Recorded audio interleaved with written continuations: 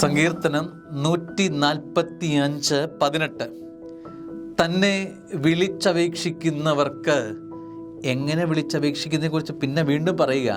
ഹൃദയപരമാർത്ഥതയോടെ വിളിച്ചപേക്ഷിക്കുന്നവർക്ക്, നിന്നെ വിളിച്ചപേക്ഷിക്കുന്നവർക്ക്, നിന്നെ ഹൃദയപരമാർത്ഥതയോടെ വിളിച്ചപേക്ഷിക്കുന്നവർക്ക് കർത്താവ് സമീപസ്ഥനാണ്. അതായത് ഹൃദയത്തിൽ നന്മയുള്ളവർ എന്നർത്ഥം.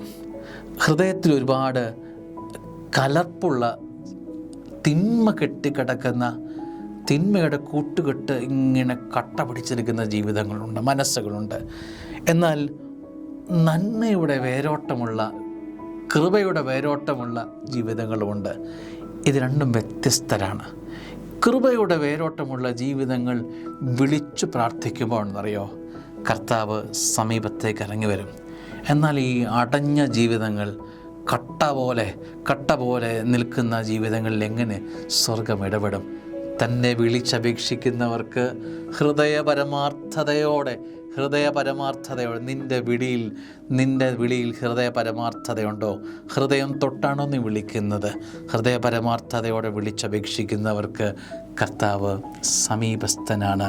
He's with you. അനുഗ്രഹമാവട്ടെ. ആമേൻ. Hallelujah, hallelujah.